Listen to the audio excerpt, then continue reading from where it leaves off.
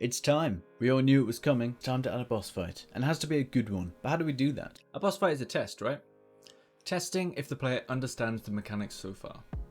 I grabbed my notebook and started designing some ideas. Here's what I have so far. A combine harvester that has saw blades on the rotator that can be fired at the player. It will have a weak point on the back where it will take bonus damage. I'd really like something for the player to avoid, so they don't just move behind the boss easily. I thought about adding the ability for it to fire points into the ground that would create a spinning laser for the player to avoid. To get this all set up, first I added the mesh and scaled it up. I thought the enemy should be much larger than the others to signify its importance. Attach the enemy movement script and then tweak the values to get it feeling as the boss should. This is good, but it doesn't look like a boss yet though, so let's add some detail. For the weak point, I added some random vents, this hexagon shaped gizmo, and some big red buttons. Nothing screams weak point like some big red buttons. I made the eye red and added some fake light. This is already making it feel so much more like a boss. Next up, I wanted to replace the spinning part at the front with some saw blades. I had to quickly make some saw blades in Blender and then added it to the boss and gave it some spinning. I apparently had set something up wrong, so I had to then actually do it correctly, which unbelievably I did again. So after I got it working correctly, I set up the health system and got COVID.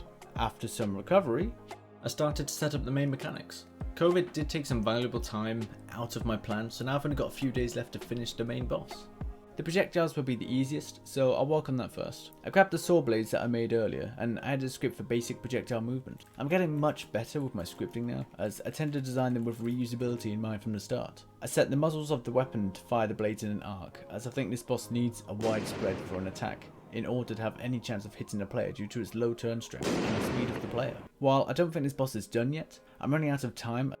It really is a shame that I couldn't get those ground lasers implemented, so unfortunately I'm going to have to push those to the next milestone. Another developer from Radical Forge gave me the idea for additional enemies just by responding with a gif of a tractor when I posted this tweet about the progress on the boss fight.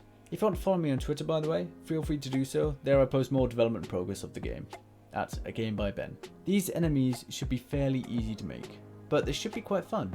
The idea is to have these small and fast tractors in the boss fight that explode when they are close to the player. I started work on the initial movement. I want a small, fast moving enemy. I got that feeling nice and fun, and then I did the usual health and damage setup. I've done this a few times at this point, but luckily I've been making it easier for myself by separating all the scripts I've made so that I can have easy drag and drop setup. One example of this is that I actually adapted the health script on enemies with the Unity event system that I learned last video. Now I can add custom functions that trigger on death or on damage received. I hooked up an explosion on death and also set this up to trigger on proximity to the player. With that nice and easy enemy finish and setup, let's put the whole boss fight together. I created a boss item that when collected marks a level as complete. This item is only dropped when the boss wave is defeated. Some items will be boss wave specific, probably the more powerful ones like adding extra guns to the vehicle. When the level is marked as complete, it will point towards one of the doorways and then mark on the player's compass to head towards it. On overlap, the main menu will load. This is probably the best state the game has been in, because now I can actually play the level from beginning to end. It feels a bit like a game, but I can't help but feel disappointed in how it feels. I know that it's fun, but it needs the extra polish in order to make it truly game worthy. Next milestone, I'll be adding the extra boss mechanic, as well as creating 2 new levels, a pitch deck, and adding extra polish to the game. The most important thing to add is the polish. We need this game feeling nice. Make sure to subscribe for future updates. I'll see you next time.